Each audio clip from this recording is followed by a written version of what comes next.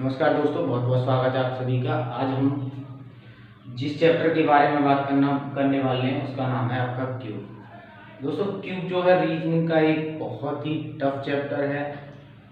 ये जो है आसानी से समझ में नहीं आता। आज जो हम बात करेंगे इसके बेसिक के बारे में बात करेंगे, ठीक है। बेसिकली क्यूब होता क्या है। अगर हमने क्यूब के बारे में बेसिक नॉलेज ले ली तो ये समझो कि ये बहुत ही ईजी हो जाएगा, यानी ईजी वे में हम इसको सॉल्व कर सकते हैं, ठीक है।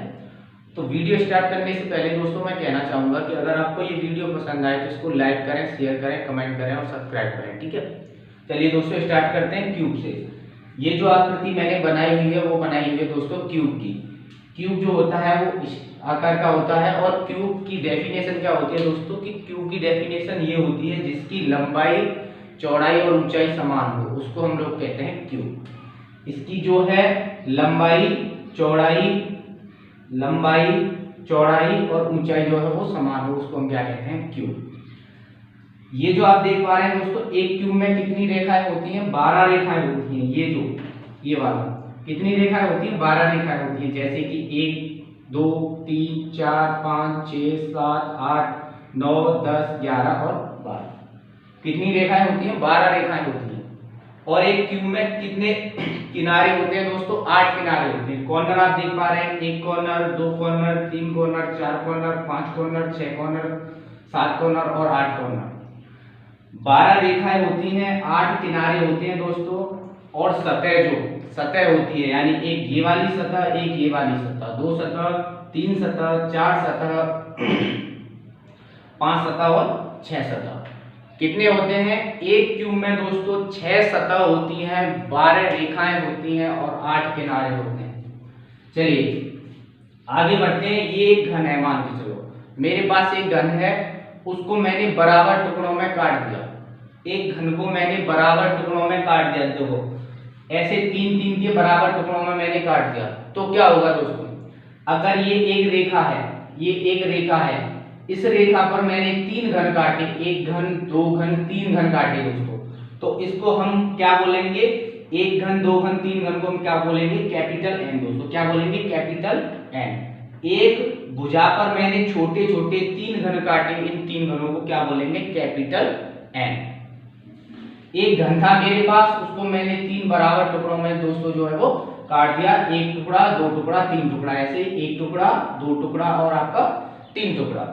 उसके बाद में क्या होगा दोस्तों, ये जो है घन, बड़ा वाला घन छोटे घनों में परिवर्तित हो जाएगा, यानी बहुत सारे छोटे घनों में परिवर्तित हो जाएगा।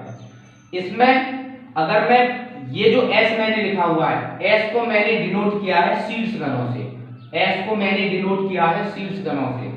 और जो M मैंने लिखा हुआ है, M को डिनोट किया है मैंने मध्य घनों से, M को डिनोट किया है मैंने मध्य घनों से। और ये जो C लिखा हुआ है, मैंने C को डिनोट किया है मैंने केंद्रीय घनों से, C को डिनोट किया है केंद्रीय घनों से।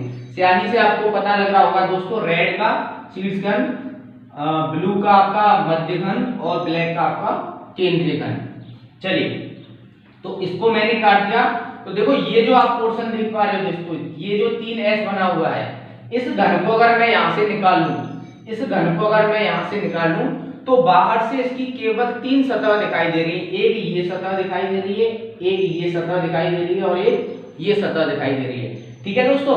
बाहर से इसकी कितनी सतह दिखाई दे रही है, 3 सतह दिखाई दे रही है। और 3 सतह वाले घनों को हम क्या कहते हैं, शीर्ष घन, ठीक है। अच्छा, अब हम मध्य घनों की बात करें। अगर ये M और ये M लिखा हुआ है, इस घन को मैं यहां से निकाल लूं दोस्तों, तो क्या होगा, इसकी केवल 2 सतह बाहर से दिखाई दे रही है, बाकी सतह कहां है, इसके अंदर है। केवल 2 सतह बाहर से दिखाई दे रही है। अगर मैं इसको यहां से ऐसे करके निकाल लूं, तो केवल ये वाली सतह दिखाई देगी और ये वाली सतह दिखाई देगी बाहर से। इसको हम क्या बोलते हैं दोस्तों, मध्य घन। इसको हम क्या बोलते हैं, मध्य घन। और लास्ट जो मैं बता रहा हूं आपको, केंद्रीय घन। केंद्रीय घन C से डिनोट किया है मैंने। केंद्रीय घन होता है केवल बाहर से एक सतह जिसकी दिखाई दे रही हो, उसको हम कहते हैं केंद्रीय घन, ठीक है। यानी जिस घन की केवल एक सतह बाहर से दिखाई दे रही हो, उसको हम कहते हैं केंद्रीय घन। और दोस्तों इसके बाद में जब हम इसको काटेंगे, तो अंदर कुछ ऐसे भी घन निकलेंगे जिनकी एक भी सतह बाहर से दिखाई नहीं दे रही होगी। एक भी सतह बाहर से दिखाई नहीं दे रही होगी। उन घनों को दोस्तों हम कहते हैं अंतः केंद्रीय घन। अंतः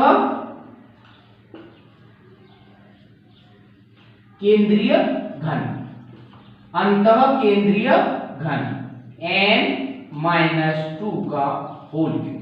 ठीक है, तो अगर हमें शीर्ष घन पूछा जाए दोस्तों तो हमें क्या करना है, मध्य घन पूछा जाए तो हमें क्या करना है, और केंद्रीय घन पूछा जाए तो हमें क्या करना है, और अंतः केंद्रीय घन पूछा जाए तो दोस्तों हमें क्या करना है। ये चीज हम मैं आपको बता देता हूं, उसके बाद में मैं क्वेश्चन एक दो आपको करा दूंगा। ठीक है, तो देखो ये घन है, इसको मैंने बराबर टुकड़ों में काट दिया।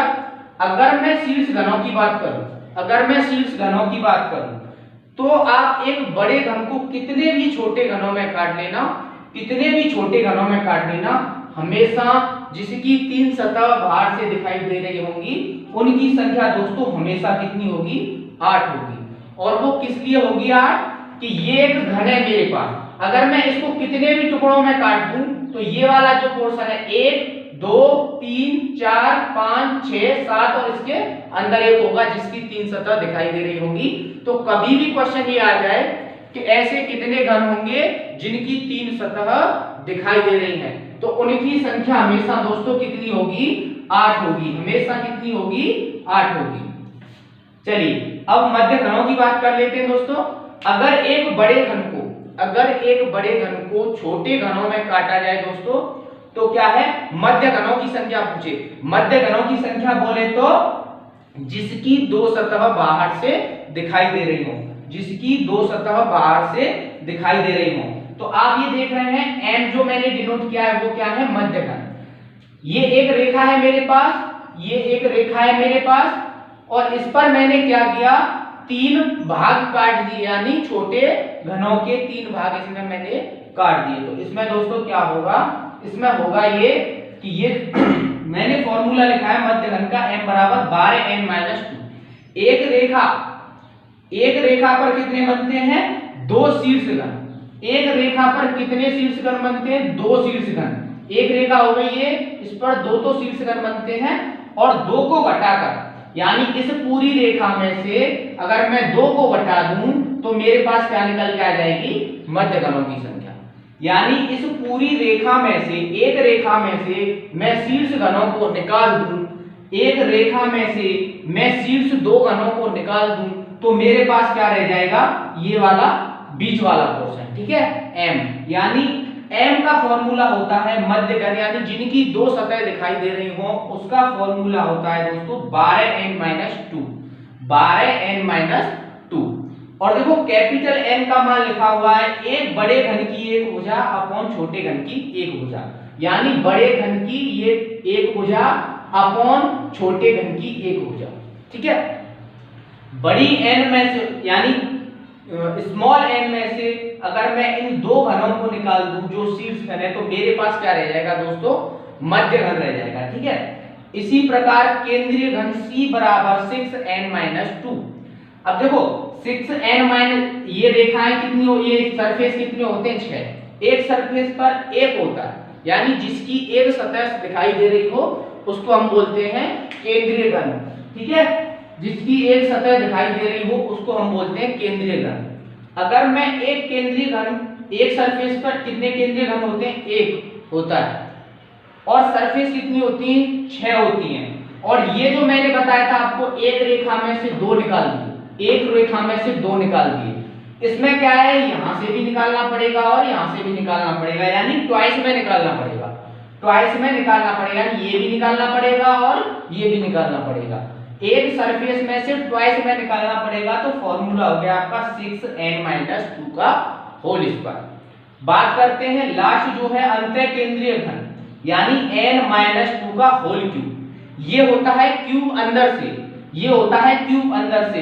कैपिटल N का मान लगा देंगे, बड़े घन की एक भुजा यानी ये यहां से यहां तक, अपॉन छोटे घन की एक भुजा। सपोज करो मुझे इसका मान दिया हुआ है 6, बड़े घन की एक भुजा का मान दिया हुआ है हमें 6, और छोटे घन की एक भुजा का मान हमें दिया हुआ है 2, तो स्मॉल n का मान कितना आ जाएगा, 3 आ जाएगा। स्मॉल n का मान कितना आ जाएगा, 3 आ जाएगा। चलिए क्वेश्चन देख लेते हैं दोस्तों। इसी प्रकार से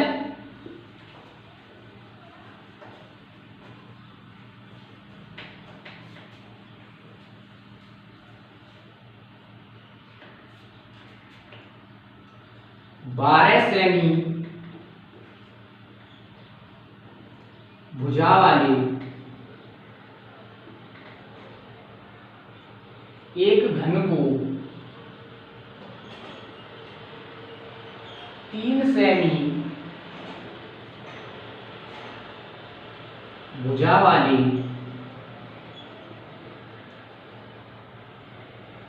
छोटे घनों में काटा गया तो ऐसे कितने घन होंगे